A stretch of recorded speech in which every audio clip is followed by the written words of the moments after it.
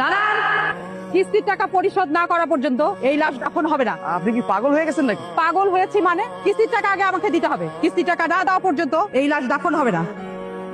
আপনি এটা কেমন কথা কইতেছেন ম্যাডাম? আমরা সবাই চাচার লাশ দাফন করার জন্য কবরস্থানে যাইতেছি, আর আপনি সেই লাশটা আটকাইতেছেন। আপনি কি মানুষ? আমাকে দেখে আপনাদের মানুষ মনে হয় না? আমিও মানুষ, আমি রক্তে মাংসে গড়া মানুষ। লাশ নিয়ে বেশি কথা কইতে চাই। আমরা কবরস্থানে যাইতেছি চাচার লাশটা দাফন করার জন্য। আপনি কিস্তির কথা কইতেছেন না? এইসব পরে হইব, আমার করে যাইতে দেন। আপা, আজকে আমার আব্বা মরে গেছে, কেউ বিশ্বাস করতে পারতেছে না, আমিও বিশ্বাস করতে পারতেছি না। আপা, আমাকে একটা দিন সময় দেন। কাঁধে মরা বাবার লাশ রেখেও মিথ্যে কথা বলতে আপনার লজ্জা করছে না? আল্লাহ দোহাই লাগ, আমার করে যাইতে দেন। যেতে তো অবশ্যই দিব, কিস্তির টাকাটা দেন, তারপর আপনারা যান। দাঁড়ান, বিষয়টা আমি দেখতেছি।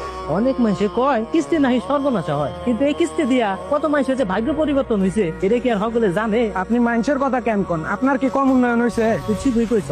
এক সময় আমি দিন মজুরে কাজ করতাম, দিন আনতাম দিন খাইতাম, এই নুন আনতে পান্তা ফুরায়, পান্তা আনতে নুন ফুরায়। তারপরে আমি কিস্তির টাকা নিয়ে আর বর্তমানে খুব ভালো আছি। কি বলে তুমি? মানে কিস্তির টাকা নিয়ে তোমার ভাগ্যটা পরিবর্তন হয়েছে, উন্নয়ন হয়েছে? আরে ভাই, শুধু আমি না, আমার মতো অনেক মানুষ এই কিস্তির টাকা নিয়ে ঘুরে দাঁড়াইছে, অনেক উন্নয়ন করছে। হারুন ভাই, তোমরা উন্নতি করতেছো ঠিক আছে, কিন্তু এই কিস্তি নিয়ে আমি আছি জ্বালা যন্ত্রণা পেরেশানির মধ্যে।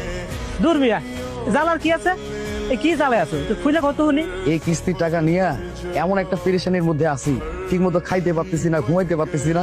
আমার মনে হইতেছে আমার এই মাথার মধ্যে না বড় একটা ওই পাথর ভাঙ্গা পড়ছে, এই মাথাটার মধ্যে একটা বোঝা হয়ে গেছে। হারুন ভাই পারলে, টায়ার ভাই পারলে, তুমি পারবা না কেন?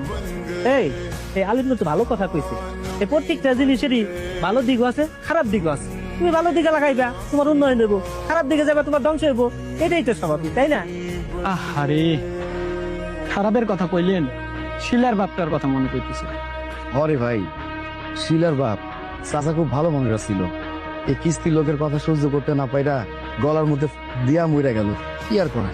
চাচা